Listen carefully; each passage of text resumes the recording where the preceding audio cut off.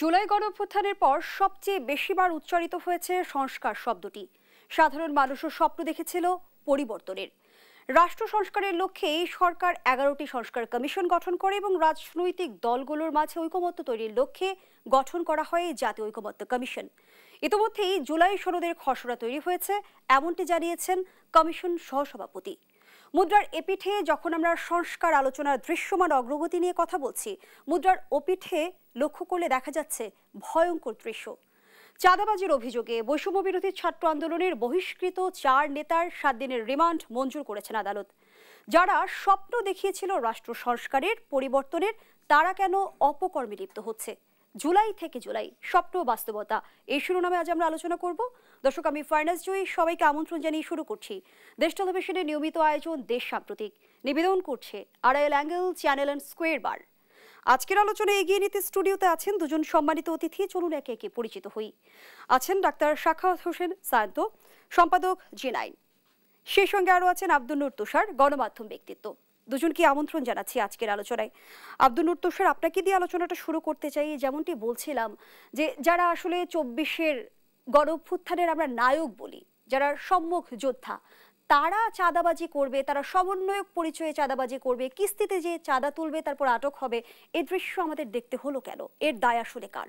এর দায় যারা করছে তার, যে চাঁদা তুলবে তার, যদি যে চুরি করে তার দায় হয়, যদি যে গুলি চালায় তার দায় হয়, যদি যে গণতন্ত্র লুট করে তার দায় হয়, তবে যে চাঁদা তুলছে তার দায়। এটা তো খুব সহজ ব্যাপার। চাঁদা তুলছে একজন, দায় দায়িত্বকে আরেকজন নিবে। আর চাঁদা কি তারা শুধু মানুষের ঘরে ঘরে গিয়ে তুলছে? তারা তো রাষ্ট্রের উপরে চাঁদাবাজি করছে। এই যে তারা পদযাত্রা করছে, তারা বিভিন্ন জায়গায় সভা সমাবেশ করছে, রাষ্ট্রের এপিসিতে উঠে বসছে, রাষ্ট্রের পুলিশ অন্য থানা থেকে এনে তাদেরকে প্রতিরক্ষা দিতে হচ্ছে, অধিকতর নিরাপত্তা। বিদ্যুৎ এমনি সময় যেতে পারবে, তারা মিটিং করলে যেতে পারবে না, চিঠি দিয়ে বিদ্যুৎ ঠিক রাখা লাগবে। এটাও কি এক ধরনের চাপিয়ে দেওয়া বিষয় না? অন্য সব দলকে কি এই সুবিধা সরকার দিচ্ছে? অন্য দল যদি কোনো কিছু করে, এই একই ধরনের নিরাপত্তা, একই ধরনের সুবিধা সেটাকে দিচ্ছে? তারা সরকারের ভেতরেও আছে, সরকারের বাইরেও আছে। এটাও কি এক ধরনের বিশেষ সুবিধা নেওয়া না? ফলে আমি মনে করি যে এটা শুধুমাত্র আইসবার্গের উপরের অংশটা। এটা হচ্ছে বরফের ওই 11 ভাগ ডুবে থাকে আর 1 ভাগ উপরে থাকে, সেরকম একটা ব্যাপার। এই চাঁদাবাজি কি গতকাল প্রথম হয়েছে? এই চাঁদাবাজির অভিযোগ কি বারবার করা হচ্ছে না? মানুষের ঘরের মধ্যে ঢুকে মানুষের অন্তর্বার, জুতা, জামা, যে ঘরের মধ্যে কেউ থাকে না সেটা লুট হয় নাই?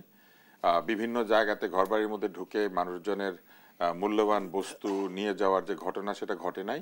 সেটা যখন ঘটেছে তখন এই সরকারের লোকজন সেটাকে প্রেশার গ্রুপ বলেছে, নানান রকমের কথাবার্তা বলেছে যে এটা ক্ষোভের বহিঃপ্রকাশ, বলেছে এতদিন নির্যাতনের মধ্যে থাকলে মানুষ তো একটু সেলিব্রেশন করবে। তো এখন সেলিব্রেশন 50 লাখ টাকা গিয়ে ঠেকেছে একজন বা 4 জন ধরা পড়েছে। এবং এই যে চাঁদাবাজি, এটার জন্য রিমান্ডে নেওয়ার কি আছে? মানে কেউ তাদেরকে চাঁদাবাজি করতে পাঠিয়েছিল কিনা এটা জানার জন্য? এটা কি আপনি বলেন তো, এই 50 লাখ টাকা যদি ব্যাংক থেকে চুরি হতো তাহলে কি রিমান্ডে নিত? ব্যাংক থেকে যে ঋণ খেলাপিরা কোটি কোটি টাকা নিয়ে বসে আছে তাদেরকে রিমান্ডে নেয়?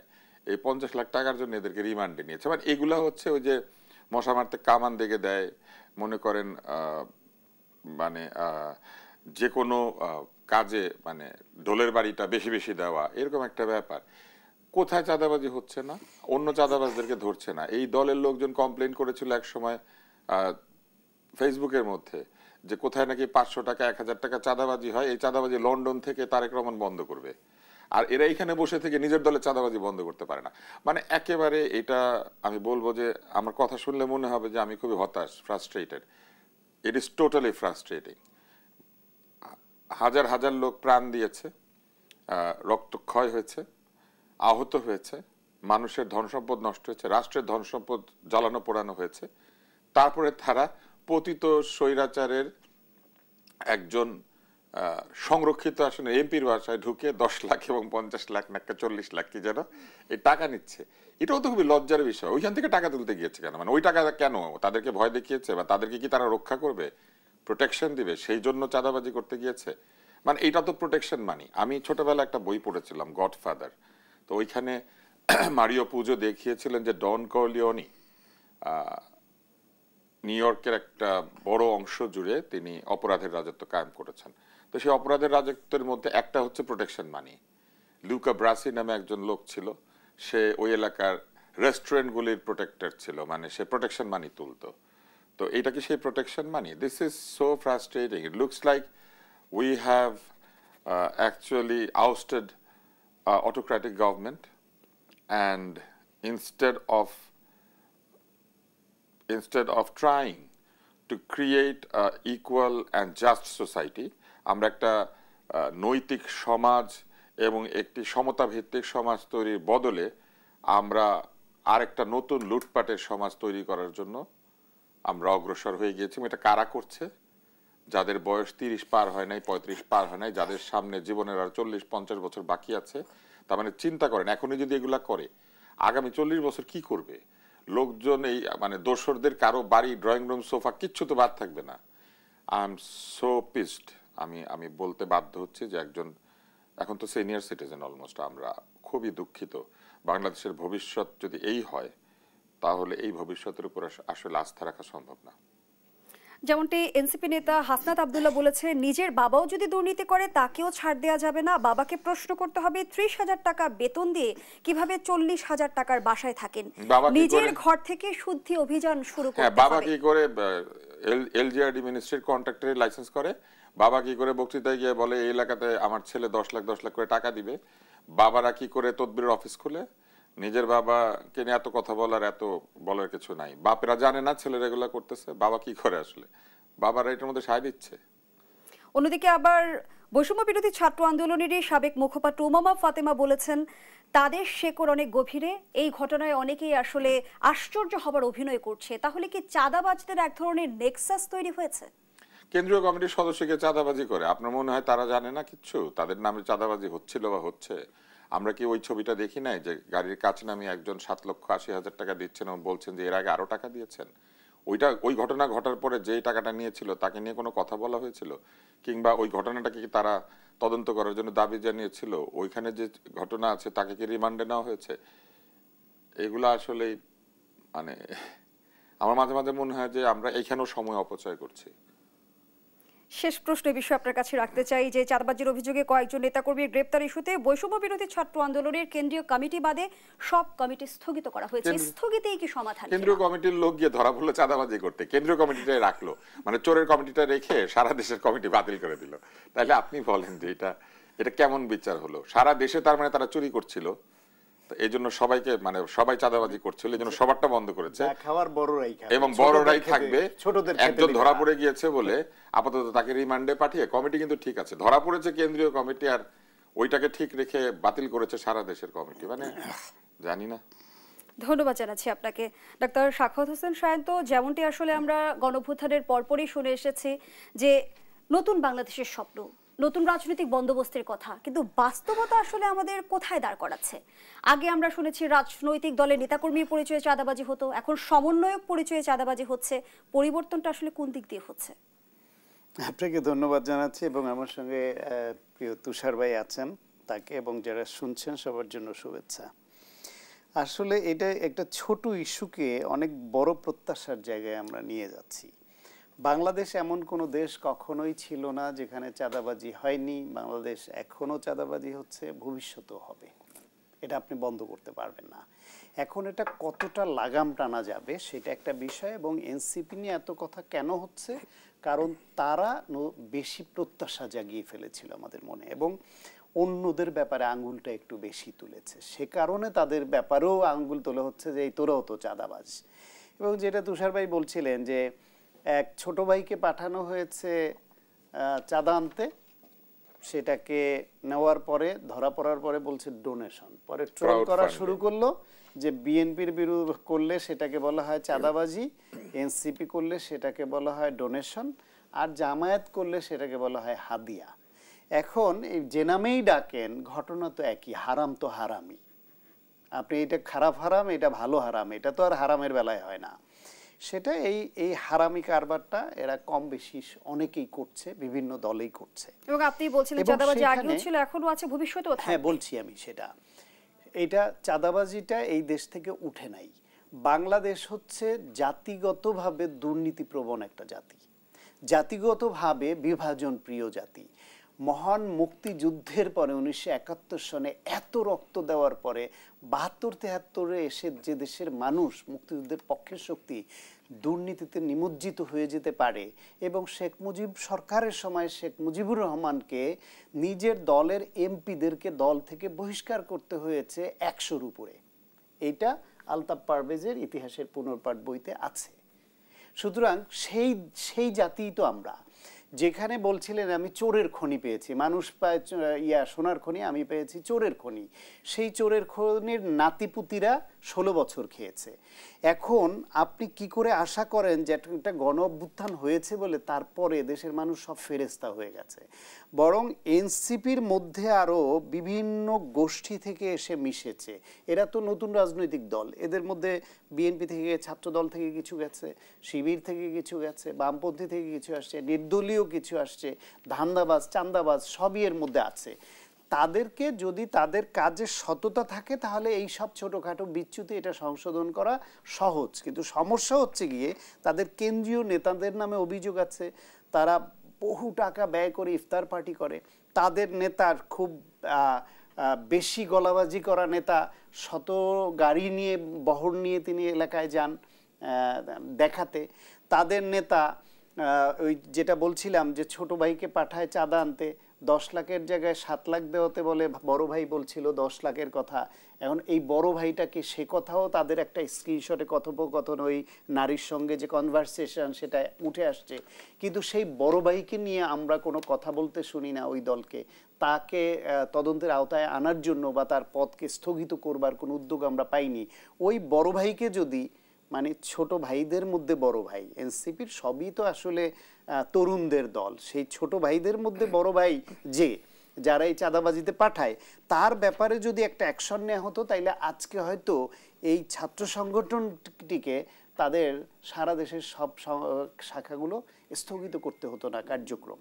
এবং এই স্থগিত করেও বিশেষ লাভ হবে তা না, যেটা তুষার ভাই বলছিলেন যে চাঁদাবাজি করে ধরা খেলো কেন্দ্রীয় কমিটির নেতা আর বন্ধ করে ওই যে সারা দেশের। তো সারা দেশের সব কমিটিতে নিশ্চয়ই এরকম করেনি, আর তারা বলছে তাদের নিয়ন্ত্রণের বাইরে চলে গেছে এই চাঁদাবাজি, এই অনিয়ম, এই দুর্নীতি। তাহলে এই মাত্র কয়েকদিনের মধ্যে তাদের নিয়ন্ত্রণের বাইরে চলে যায় যে তরুণরা চাঁদাবাজিতে খারাপ কাজে, তাদের দিয়ে আপনি নতুন করে আর কি প্রত্যাশা জাগাতে পারবেন? ইলেকশন নিয়ে নানান রকমের বক্তব্য তারা দিচ্ছে। তাদের কেন্দ্রীয় নেতারা, এই দলটির মূল দল যেটা এনসিপি, কেন্দ্রীয় নেতারা মানে অন্য নেতাদের দলের নেতাদের নিয়ে স্রেফ বেয়াদবি করছে, যেই বেয়াদবি এদেরকে একদম মাটিতে মিশিয়ে দিচ্ছে যে এইসব তাদের দিয়ে আমরা আশা করি না। এখন সামগ্রিকভাবে যেটা প্রত্যাশাটা অনেক বেশি আমরা জাগিয়ে ফেলেছিলাম সেটা অন্যায় ছিল। আসলেই গণ অভ্যুত্থান হয়েছে ফ্যাসিবাদের বিরুদ্ধে, এবং ওই ফ্যাসিবাদী কায়দার কেন্দ্রে ছিল মানুষের ভোটের অধিকারটা। যদি 2014 সালে ভোটটা মানুষ দিতে পারত, তত্ত্বাবধায়ক সরকার ব্যবস্থা বাতিল না হতো, তাহলে কি আওয়ামী লীগ ক্ষমতায় আসে? এবার তত্ত্বাবধায়ক সরকারের অধীনে যতগুলো নির্বাচন হয়েছে কোনো সরকার, কোনো দলই দ্বিতীয়বারের মতো ক্ষমতায় আসেনি। কারণ ক্ষমতায় এসেরা লুটপাট করে, ক্ষমতার দম্ভ দেখায়, অন্যর সঙ্গে মিসবিহেভ করে এবং রাষ্ট্রযন্ত্রটাকে টোটালি নিজের সম্পদ মনে করে। তার জবাবটা মানুষ ভোটের মাধ্যমে দিয়ে দেয়, সে কারণে তারা দ্বিতীয়বার আসতে পারে না। তাহলে আওয়ামী লীগ যদি তত্ত্বাবধায়ক সরকার ব্যবস্থা হত্যা না করতো, 14 সালে আওয়ামী লীগ ক্ষমতায় আসে না, তাহলে তো এই ফ্যাসিবাদই হয় না বাংলাদেশে। আওয়ামী লীগ ফ্যাসিবাদ হয়েছে তো 14-র পর থেকে। সুতরাং আপনি শুধু ভোটের অধিকারটা মানুষের হাতে ফিরিয়ে দেন এবং মোটা দাগে নির্বাচন কমিশন, বিচার বিভাগ, সাংবিধানিক প্রতিষ্ঠানগুলো, এগুলোকে আপনি কিছু সংস্কারের আওতায় আনেন, নিয়মের মধ্যে আনেন, এবং এটা এনশিওর করেন যে অপরাধ করলে অপরাধীর বিচার হবে। এটা এনশিওর করেন যে দেশে আইনের শাসনটুকু ন্যূনতম প্রতিষ্ঠিত হবে।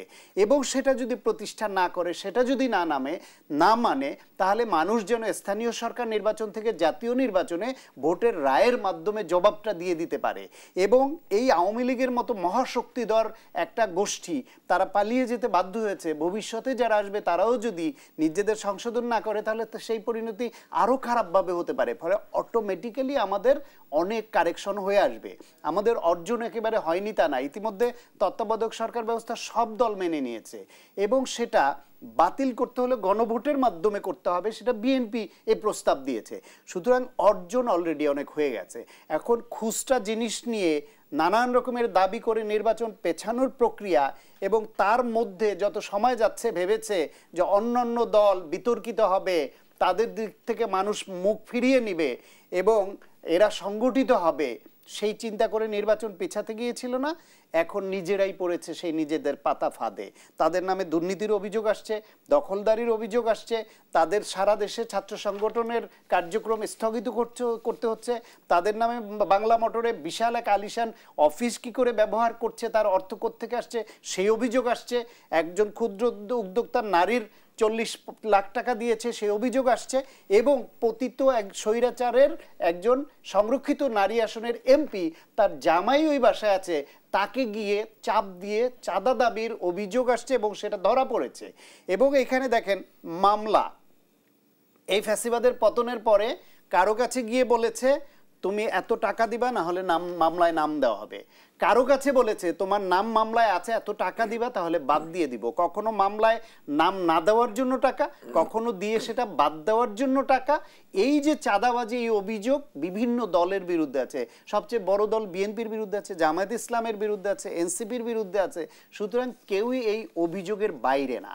এখন সবাইকে মিলে এইসব ছোটোখাটো অভিযোগকে মুখ্য না করে একটি নির্বাচনের দিকে যদি যাওয়া যায় এবং একটি জনপ্রতিনিধিরা যদি রাষ্ট্র পরিচালনার দায়িত্বে আসে এবং আজকে যেরকম এই 4 জন চাঁদাবাজকে ধরার পরে আদালতে নেয়ার পরে এই চাঁদাবাজ বলে ঘৃণার যে বাণী তাদের দিকে গেছে এবং তারা লজ্জায় মুখ লুকাতে চেয়েছে এবং কার পেছনে জানেন, পুলিশের পিঠে গিয়ে মুখ লুকাতে চেয়েছে তারা, যাতে ছবিতে না আসে। ছবি তো ইতিমধ্যে সব সংবাদ মাধ্যমে চলে আসে। আপনি বলছিলেন এনসিপির আয়ের উৎসের বিষয়ে কথা বলছিলেন এবং জামায়াতের বিশাল সমাবেশের আয়ের উৎস কোথেকে এলো সেটা নিয়েও কিন্তু প্রশ্ন আছে এবং নিশ্চয়ই জামায়াত নিয়ে প্রশ্ন আছে, ইসলামী আন্দোলনের এত সমাবেশ, এত মাত্র এক কথা বলে বছরের ব্যবধানে বিএনপির আয় বেড়েছে 14 গুণ।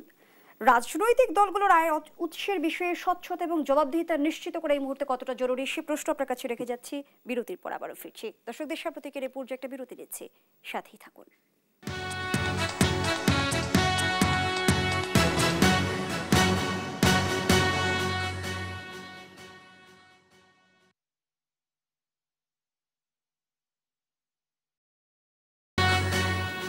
আবারও আমন্ত্রণ, আপনারা দেখছেন দেশ টেলিভিশনের নিয়মিত আয়োজন দেশ সাম্প্রতিক। নিবেদন করছে Arail angle, channel and square বার। আমরা আবারও ফিরছি আলোচনায়। ডক্টর সায়ন্ত, যে বিষয়টি নিয়ে প্রশ্ন রেখে বিরতিতে গিয়েছিলাম সেটি হচ্ছে রাজনৈতিক দলগুলোর আয়ের উৎস। সেটি নিয়ে কিন্তু আমরা নানামুখী প্রশ্ন দেখছি, বিতর্ক দেখছি। আপনি এনসিপির আয়ের উৎস নিয়ে কথা বলছিলেন এবং জামায়াত এত বড় সমাবেশ কিভাবে করেছে। অন্যান্য রাজনৈতিক দলগুলোর আসলে সমাবেশের, যদি আমরা ব্যয়বহুল সমাবেশের অর্থের উৎস কি সেটি নিয়ে আলোচনা আছে। এবং আজ আয় ব্যয়ের হিসেব জমা দিয়েছে বিএনপি। দেখা গেছে মাত্র এক বছরের ব্যবধানে বিএনপির আয় বেড়েছে 14 গুণ। সেটি কিভাবে সম্ভব হলো সেটিও প্রশ্ন সাপেক্ষ। প্রশ্ন হচ্ছে অর্থের উৎসের বিষয়ে স্বচ্ছতা, জবাবদিহিতা নিশ্চিত করা এই মুহূর্তে কতটা জরুরি।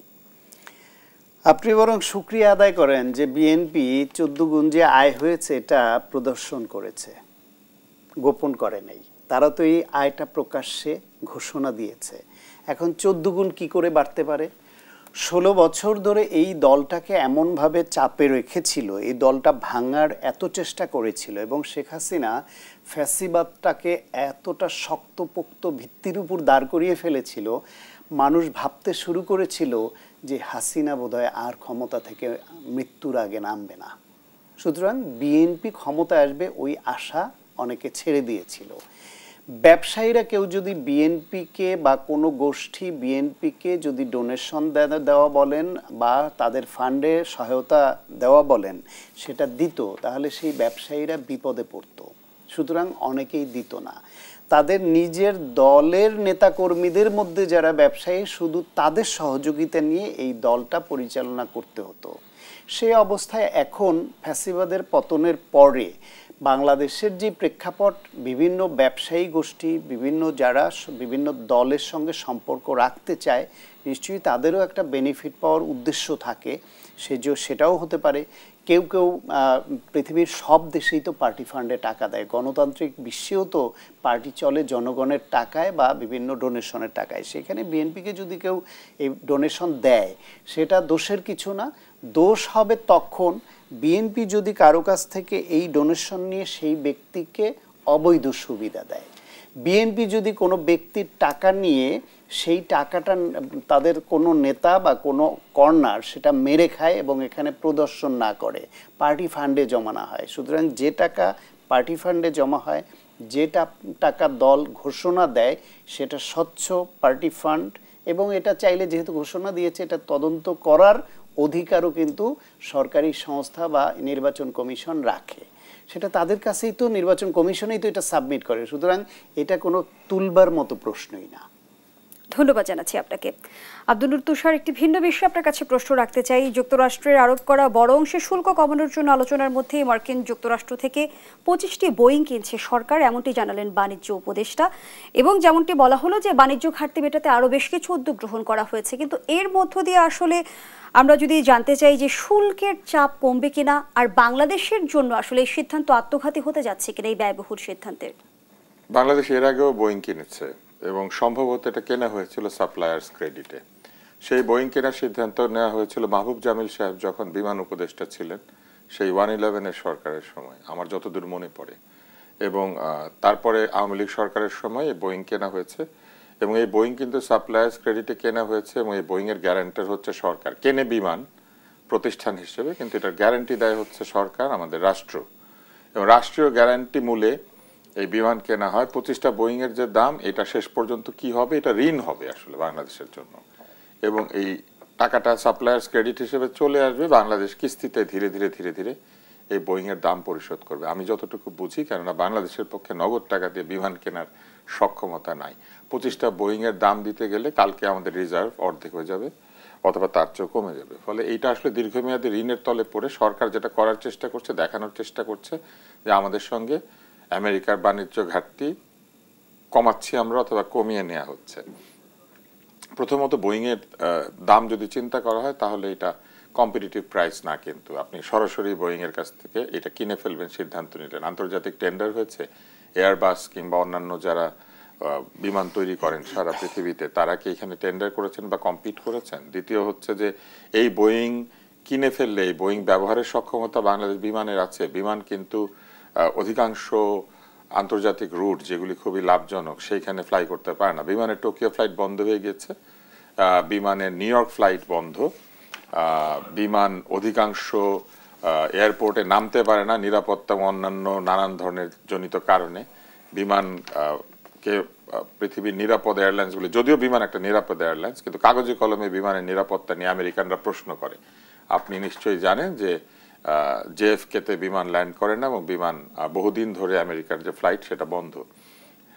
তো এই সব কিছু মিলিয়ে এই 25টা বিমান ব্যবহার করার যে সক্ষমতা, সেইটা কি বিমানের আছে? পাইলট আছে, এই এয়ারক্রু আছে। বিমানের যে খরচ বেড়ে যাবে রাতারাতি, সেই খরচ বহন করার মতো শক্তি বিমানের আছে। বিমান কি একটি লাভজনক প্রতিষ্ঠান? গত 25 বছরে বিমান কত টাকা লাভ করেছে, কত টাকা লোকসান করেছে? ফলে এইগুলি আসলে আমরা বুঝতে পারি যে কেন করা হচ্ছে। কিন্তু এই তাহলে এত বড় সিদ্ধান্ত কেন নেওয়া হলো যুক্তরাষ্ট্রকে খুশি করতে? বাণিজ্য ঘাটতির যে ব্যাপারটি, এটা কিন্তু বাৎসরিক বাণিজ্য ঘাটতি। এই বছর আপনি 25টা বিমান কিনলেন, পরের বছর কি কিনবেন? এটাও কিন্তু একটা প্রশ্ন। এবং আরো একটা প্রশ্ন আছে, সেটা হচ্ছে গমও কিনবে বলেছে। হ্যাঁ, পরের বছর অস্ত্র কিনবে আসছে সায়ন্ত। গমও কিনবে বলেছে উচ্চ মূল্যে। চীনের গম, রাশিয়ান গম, ব্রাজিলের গম বা অন্যান্য যেসব দেশ থেকে আমরা গম কিনি বা গম কেনার চেষ্টা করি, সেই সব বাদ দিয়ে, বিশেষ করে ইউরোপিয়ান দেশ, আমরা ইউক্রেন থেকে গম আনতাম কিন্তু একসময়। তো এই গমের যে খোলা বাজার, সেইখান থেকে প্রতিযোগিতামূলক মূল্যে গম না এনে আমেরিকা থেকে গম আনা হবে। উচ্চ মূল্যের ভর্তুকি কে দেবে? না, ভর্তুকি দেবে জনগণ, কারণ সেই গম থেকে আটা বানালে, ময়দা বানালে তো সেটার দাম বাড়বে, এটাই তো স্বাভাবিক। এবং দূর যত বেশি খাদ্য শস্য আমদানিতে, আপনি যত দূর থেকে খাদ্য শস্য আনবেন তত ওয়েস্টেজের পরিমাণ বাড়ে। মানে আপনি যদি 1000 মাইল দূর থেকে যা আনবেন, পচনশীল দ্রব্য হলে সেটার ওয়েস্টেজের পরিমাণ। সরকারের উপর কোনো অদৃশ্য চাপ আছে কি? এমন সিদ্ধান্ত সই করে এসেছেন ওনারা, একটা অপ্রকাশযোগ্য চুক্তি স্বাক্ষর করে এসেছেন, যে অপ্রকাশযোগ্য চুক্তির কারণে তারা এগুলি কিনছেন, এবং সেটা একজন প্রকাশ করে দেওয়ার কারণে মানে উনি করেছেন কিনা আমরা জানি না, কিন্তু সেই অভিযোগে একজনের চাকরিও গিয়েছে। এখন দেখেন যে সেইখানে আছে যে বাংলাদেশ কোনো কিছু কেনার আগে মোটামুটি তাদেরকে জানিয়ে নিতে হবে, বিশেষ করে যদি অস্ত্র কিনে, খাদ্য কিনে। এবং আমেরিকা যদি কোনো রাষ্ট্রের উপর স্যাংশন দেয়, আমেরিকা যদি কারো সঙ্গে শত্রুতা করে, বাংলাদেশকেও বাণিজ্যিক শত্রুতা তার সাথে করতে হবে। অর্থাৎ আমেরিকা যদি বলে যে চীন থেকে সে কিছু কিনবে না বা চীনের উপরে নিষেধাজ্ঞা দেয়, তাহলে বাংলাদেশকেও আমেরিকার সাথে সাথে চীনের সেই সব বস্তু আমদানির ক্ষেত্রে সতর্কতা অবলম্বন করতে হবে। এইটা তো আসলে একটি স্বাধীন দেশের জন্য, স্বাধীন অর্থনীতির জন্য কাম্য না। তাহলে ভবিষ্যতে বাংলাদেশ চীন এবং যুক্তরাষ্ট্রের সাথে ভারসাম্যমূলক সম্পর্ক কিভাবে স্থাপন করবে? ভারসাম্য কি আপনি মনে করেন যে এখন যে সরকার আছে তারা কারোর সাথে ভারসাম্য রাখার চেষ্টা করেছে? সরকারের 48 ঘন্টাও হয় নাই তারা মুরগির গলা আবিষ্কার করে পাশের দেশকে একটা হুমকি দিয়ে দিয়েছিল। তারপরে কিছুদিন আগে মানবিক করিডোর, দানবিক করিডোর, এই নিয়ে বিরাট একটা ব্যাপার স্যাপার এবং এমন একটা ভাব করা হলো যে বাংলাদেশ হচ্ছে পৃথিবীর মানে একটা বিরাট প্লেয়ার, মানবিক করিডোর তৈরি করে এই কালকে আরাকানিরা রোহিঙ্গাদেরকে নিয়ে নিবে। আগামী বছর ঈদের সময় ঈদের জামাত ওইখানে পড়বে রোজা রেখে জাতিসংঘের মহাসচিব গুতেরে। তো এখন তো আমি দেখতে পাচ্ছি যে সেই আশা তো গুড়ও নাই, বালিও নাই, চিনিও নাই, পিঁপড়াও নাই, মানে কিছুই নাই। তো এখন এই যে প্রোপাগান্ডামূলক বক্তৃতা, বক্তব্য এবং প্রোপাগান্ডামূলক কাজকর্ম, এগুলো আসলে আমাদেরকে হতাশ করে। আপনি আমাকে একটা জিনিস বলেন, রিজার্ভের অবস্থা করুন, বাংলাদেশের যে রিজার্ভ, সেই রিজার্ভের অবস্থা কিন্তু এখনো করুন। এটা কিন্তু যে খুব বেড়েছে তা না। এই অর্থনীতিতে এখনো সালমান রহমান এবং গংদের কাছে জনতা ব্যাংকের যে $7 বিলিয়ন ছিল, সেটাকে এখনো বাংলাদেশ ব্যাংক তার হাতে থাকা অর্থ হিসেবে দেখিয়ে রিজার্ভের পরিমাণ 30 বিলিয়ন হয়েছে বলে জানাচ্ছে। এবং আরো ব্যাপার হচ্ছে যে এই যে 25টা বোয়িং কিনবে, এইসব কিনবে, এই রিজার্ভ যার, সে কি 25টা বোয়িং কেনার মতো গ্যারান্টার হইতে পারে? ধরেন বিমান যদি কালকে এটা পরিশোধ করতে না পারে কোনো কারণে, আমাদের রাষ্ট্র কিন্তু গ্যারান্টার, এই কিস্তি আমাদের রাষ্ট্রকে পরিশোধ করতে হবে। এই টাকা দিতে গেলে তো রাষ্ট্র দেউলিয়া হয়ে যাবে। আমি যতটুকু বুঝি, আমি তো অর্থনীতির লোক না, আমি সাধারণ মানুষ হিসেবে যতটুকু বুঝি, ফলে আমার কাছে মনে হয়েছে যেগুলি সবই অদ্ভুত অদ্ভুত কাণ্ড কারখানা। এবং এই অদ্ভুত অদ্ভুত কাণ্ড কারখানার কোনো ব্যাখ্যা তারা দেন না। যে 25টা বিমান তারা কিনে ফেলছেন, এটা তো একটা গণতান্ত্রিক সরকারের, নির্বাচিত সরকারের করা উচিত। ওনারা কেনাকাটার এত বড় বড় সিদ্ধান্ত কিভাবে নিচ্ছেন? সেটি পেতেও 2 বছর সময় লাগবে না, শুধু তাই না, এই কেনাকাটার দায়টা পরবর্তী নির্বাচিত সরকারের মাথার উপর চাপিয়ে দিয়ে ওনারা ড্যাং ড্যাং করতে করতে San Francisco, London, Paris, Dubai, যেসব জায়গাতে যারা যারা থাকেন তারা তো চলে যাবেন। এর আগে আমরা দেখেছি অন্তর্বর্তী সরকারের বিভিন্ন সিদ্ধান্ত নিয়ে সমালোচনা হয়েছে, বিশেষ করে রাখাইন করিডোর এবং চট্টগ্রাম বন্দর ব্যবস্থাপনার সিদ্ধান্তের বিষয়ে। জাতিসংঘের কার্যালয় খোলা নিয়ে আমরা দেখছি নানা রকম দৃষ্টিভঙ্গি সামনে এসেছে। আমি সেই বিষয়ে বিস্তারিত শুনতে চাই। আবারও বিরতির সময় হয়েছে। দর্শকদের সব প্রতীকের এই পর্যায়ে আবারও বিরতিতে যাচ্ছি, সাথেই থাকুন।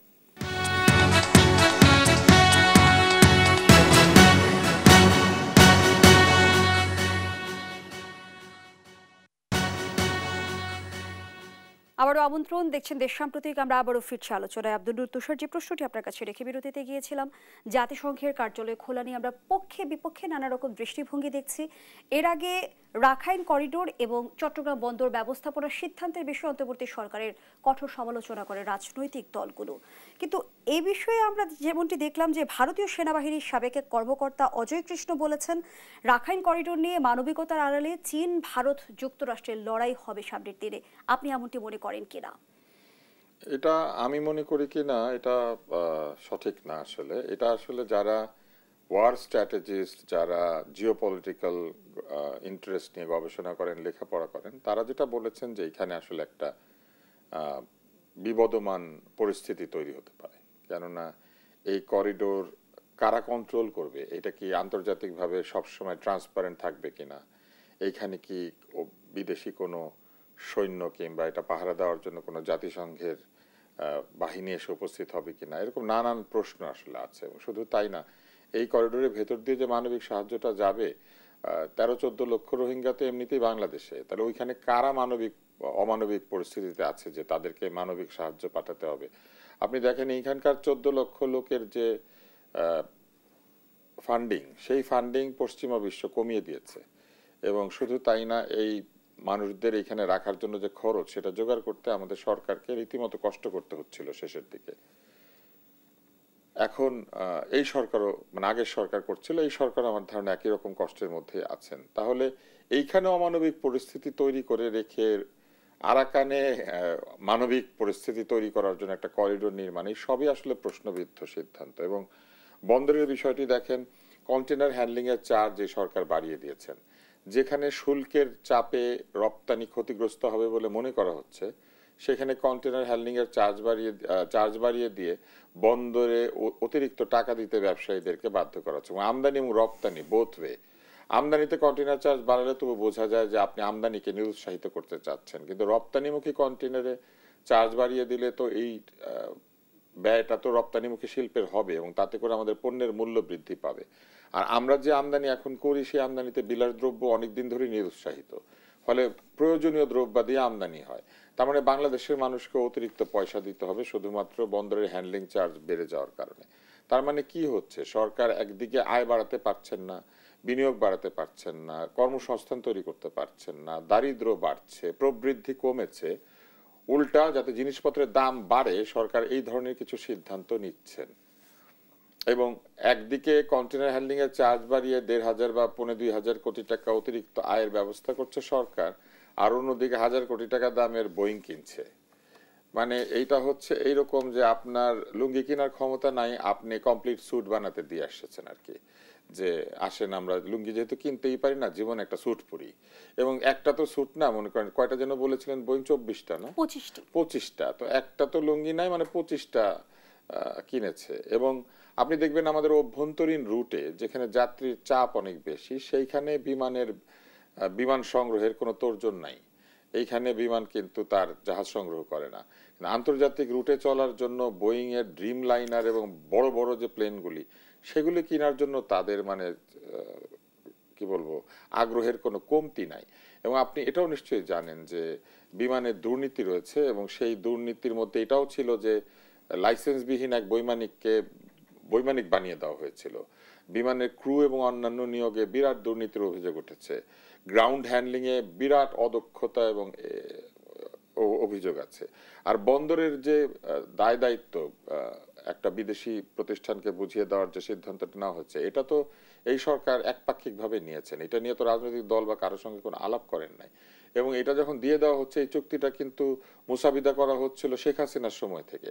তার মানে শেখ হাসিনার বেশ অনেক ভালো ভালো সিদ্ধান্ত আছে নিশ্চয়ই, তাহলে সেইগুলাকে তারা এখন সফল করছেন। শেখ হাসিনা ডিপি ওয়ার্ল্ডের সাথে আলোচনা শুরু করেছিলেন, এখন তারা এটাকে ফাইনালাইজ করেছেন। কিন্তু এই যে বন্দর হ্যান্ডলিং এর ক্ষেত্রে তারা যে ডেটাগুলি দিয়েছেন, এই ডেটাগুলিতে কিন্তু কিছু কিছু অসঙ্গতি আছে। যেমন একটা অসঙ্গতি হচ্ছে, আমরা কখন থেকে এই কন্টেনার হ্যান্ডলিং এর হিসাবটা ধরবো? কাস্টমসের ক্লিয়ারেন্স আসার পরে কিন্তু একটা কন্টেনার নড়ে। এই কাস্টমসের ক্লিয়ারেন্স আসতে দেরি করে। এখন কাস্টমসের ক্লিয়ারেন্স কি বিদেশিরা আসলে তাড়াতাড়ি হয়ে যাবে?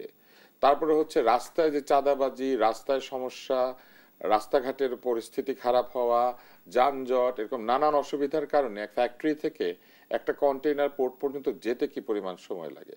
ফলে একটা কন্টেইনার কিন্তু পোর্টের মধ্যে ঢুকলেই সেটা জাহাজে উঠতে পারে না, আসলেও কাস্টমসের ক্লিয়ারেন্স লাগে, যাওয়ার সময় কাস্টমসের ক্লিয়ারেন্স লাগে। এবং এই কাস্টমস ক্লিয়ারেন্সের জন্য যে বাড়তি সময়টুকু লাগে, সেই সময়টা কি তারা হিসাবের মধ্যে নিয়েছিলেন? না নিয়ে তারা বলছেন 3 দিন লাগে কন্টেইনার হ্যান্ডেল করতে, 2 দিন লাগে। এটা কিন্তু একদমই আসলে বিচার বিশ্লেষণ জরুরি। ধন্যবাদ জানাচ্ছি আপনাকে। একই ধরনের আরো তথ্যের ঝামেলা আছে। আপনি বিএনপির একটা টাকা নিয়ে প্রশ্ন করেছিলেন না, যে 14 গুণ বেড়েছে, কোন বেজলাইনের ভিত্তিতে? মানে এটা কি গত বছরে তাদের ঘোষিত আয়ের ভিত্তিতে 14 গুণ বেড়েছে, নাকি গত 10 বছরে তাদের যে গড় আয় সেটা থেকে 14 গুণ বেড়েছে? গত বছরের হিসেব অনুযায়ী 2023 ছিল তাদের 1 কোটি সামথিং, 2024 এসে সেটি 14 গুণ বেড়েছে। হ্যাঁ, এটা কিন্তু খুব স্বাভাবিক। আমি বিএনপিকে ডিফেন্ড করছি না, কিন্তু একটা দল যখন রাজনৈতিক চাপের মধ্যে থাকে, তখন কিন্তু তাকে চাঁদা দিতে গেলেও লোকজন ভয় পায়, এমনকি নিজের দলের লোকও চাঁদা দিলেও সেটা ঘোষণা করতে ভয় পায়। আমি যেটা বুঝেছি সেটা হচ্ছে 1 কোটি টাকা 14 কোটি টাকা হওয়া কিন্তু খুব একটা বেশি বেড়ে যাওয়া না। কেননা আপনি যদি দেখেন যে কারো কারো এপিএস এর 311 কোটি টাকা হয়েছে, তাহলে বিএনপির যদি কোটি খানেক ভোটার থাকে, 10 টাকা করে দিলে কিন্তু তাদের 10 কোটি টাকা হয়। বুঝতে পারছেন?